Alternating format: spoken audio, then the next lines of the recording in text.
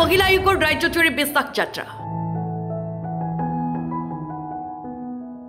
বিশ্বাস যাত্ৰাৰ অংশ হিচাপে আঙুলতা ডেকা অভয়াপুৰী জিলা কাৰাগাৰত উপস্থিত হৈ আঙুলতা ডেকাই কাৰাবাস খাটি থকা মহিলা হাজুতি কৈতি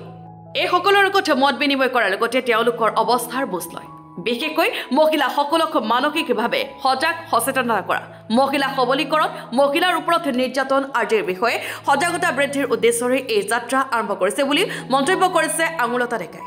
মহিলাসকলৰ যিকোনো সমস্যাৰ সন্দৰ্ভত 181 হেল্পলাইন নম্বৰত যোগাযোগ কৰিবলৈ আহ্বান জনাইছে অধ্যক্ষগৰাকীয়ে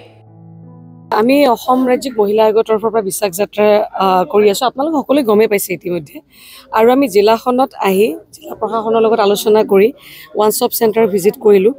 তাৰ পিছত আমি শক্তি সদন আমি ভিজিট কৰিলো আৰু যিসকল আমাৰ অংগনবাদী হওক বা আশাকৰ্মী হওক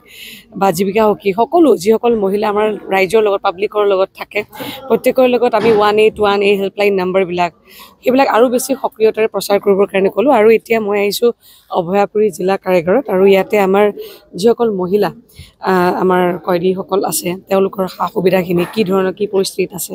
এই গোটেইবিলাক সামৰি পেলাই আজি আমি চালু আৰু যিখিনি প্ৰয়োজনীয়তা আছে একদম বেসিক বস্তুখিনি সেই বেসিকখিনি আমি কিছুমান কৈ গ'লো যিখিনি আপোনাৰ চেনিটেৰী নেপকিন বা এই বিষয়বিলাক কি ধৰণে দিয়া আছে হেলথ চেকআপবিলাক কি ধৰণে দিয়া গৈছে ক'ত ক'ত আমাৰ কি কি কৰিবলগীয়া আছে সেইখিনি কথা পাতিলোঁ আৰু মই ভাবোঁ যে আমাৰ ভাৰতীয় সংবিধানত যিখিনি মহিলাসকলৰ অধিকাৰ আছে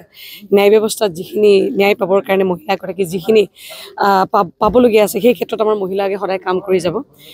গতিকে বিশেষভাৱে আজি আমাৰ বঙাইগাঁও জিলা আৰু অভয়াপুৰী আমাৰ এই বিশেষ কাৰ্যসূচীলৈ আজি দিনটো আমি শেষ কৰিলোঁ মেডাম এটা কথা হ'ল অসমৰ একাংশ প্ৰত্যন্ত অঞ্চলত এতিয়াও ডাইনী কথাৰ দৰে কথা চলি আছে নাৰী নিৰ্যাতন হৈ আছে এই সন্দৰ্ভত কিবা নাই তাৰমানে সেইটোৱে তাৰমানে আজি মই চাওক আপুনি মই প্ৰায় বহু বছৰ ধৰি ৰাইজৰ মাজতে আছোঁ কিন্তু মই নিজে জনা নাছিলোঁ যে হেল্পলাইন নম্বৰ এটা আছে তাকো ইমান সক্ৰিয় অৱস্থাত আপোনালোকেও নাজানে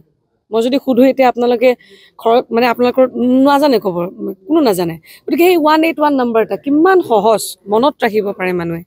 এই নম্বৰবিলাক আচলতে সেইকাৰণে আমি প্ৰচাৰ কৰি আছোঁ কাৰণ এটা নম্বৰে এগৰাকী মহিলাৰ কাৰণে অস্ত্ৰ হ'ব পাৰে গতিকে সেইটো নম্বৰ আমি মহিলা আয়োগৰ তৰফৰ পৰা এটা নম্বৰ মুকলি কৰিছোঁ গতিকে আমাৰ উদ্দেশ্যটো হৈছে কোনো মহিলাই হতাশ হৈ নিৰ্যাতিত হৈ আত্মহত্যা কৰিব নালাগে হত্যাৰ নিচিনা কেছ হ'ব নালাগে মাৰপিট বেছি সেই পৰ্যায়লৈকে যাব নালাগে য'ত নেকি থানাখনত কেছ ৰেজিষ্টাৰ হৈ যায় গতিকে সেইবিলাক নহওক তেনেকুৱা প্ৰত্যেকগৰাকী মহিলালৈ মই অনুৰোধ যে আপোনালোকে আত্মবিশ্বাস নেহেৰুৱাব আমি আপোনাৰ লগত আছোঁ আৰু এটা প্লেটফৰ্ম এখন লাগে য'ত মহিলাবিলাকে মনৰ কথাখিনি ভালকৈ খুলি ক'ব পাৰে কাৰণ থানাখনত গ'লে এগৰাকী মহিলাই কোনোবাখন থানাত কোনোবা মহিলা থাকে হয়তো তেওঁ ভাল পৰামৰ্শ পাই যায় বা কাউন্সেলিং হৈ যায় কিন্তু প্ৰত্যেকখন থানাততো সেইটো সম্ভৱ নহয় গতিকে সেই মহিলাগৰাকীয়ে ক'ত যাব ক'ত সেই সুপৰামৰ্শটো পাব সেই প্লেটফৰ্মবিলাক আমি দিয়াই আছোঁ সেইকাৰণে আমি ব্লক পৰ্যায়ত আমি আমাৰ উইমেন চেলটো সক্ৰিয় কৰিব দিছোঁ জিলাসমূহত মহিলা কোষবিলাক আমি সক্ৰিয় কৰিব দিছোঁ সেইবিলাক যদি এটা প্লেটফৰ্ম যেতিয়া এগৰাকী মহিলাই পাব নিশ্চিতভাৱে তাৰপিছত সেই কেছটো আদালতত যায়নে থানাত যায়নে মহিলা আয়োগে সেইটো নিষ্পত্তি কৰে গতিকে এনেকুৱা ধৰণৰ যদি এটা আমি পৰিৱেশ গঢ়ি তুলিব পাৰোঁ নিশ্চিতভাৱে ব্লক পৰ্যায়ৰ পৰা যেতিয়া আহিব গাঁৱৰ পৰ্যায়ৰ পৰা যেতিয়া আহিব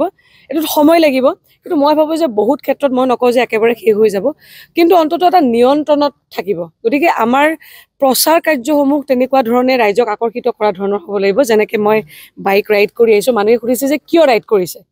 সেই কাৰণটো জানিবৰ কাৰণেতো মানুহে ষ্টাডি কৰিব চাব কিবা এটা সেই চাওঁতেই তেতিয়া গম পাব যে 181 নম্বৰ এটা আছে helpline number 24/7 one stop centre এটা আছে প্ৰত্যেকখন জিলা থাকে আপোনালোকেও নাজানে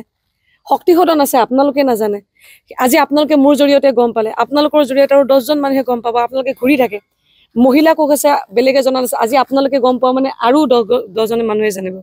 একদম সাধাৰণ বস্তুখিনি লৈ পেলাই মই ওলাই আহিছোঁ আৰু চেষ্টা থাকিব এই সাধাৰণ বস্তুখিনি লৈ পেলাই আমি ৰাইজৰ মাজত লৈ যোৱাত বিশ্বাস যাত্ৰালৈ আপুনি আশাবাদী মহিলা 100% সেই আশাতে ওলাই আহিছোঁ আৰু সঁচা অৰ্থত মহিলা আয়োগ যাতে কাৰোবাৰ সাহস হয় কাৰোবাৰ কণ্ঠ হয় কাৰোবাৰ ভৰসা হয় আমি সেই বিশ্বাসটো ল'ব বিচাৰিছোঁ সাইফুল ইছলামৰ ৰিপৰ্ট N24 আসাম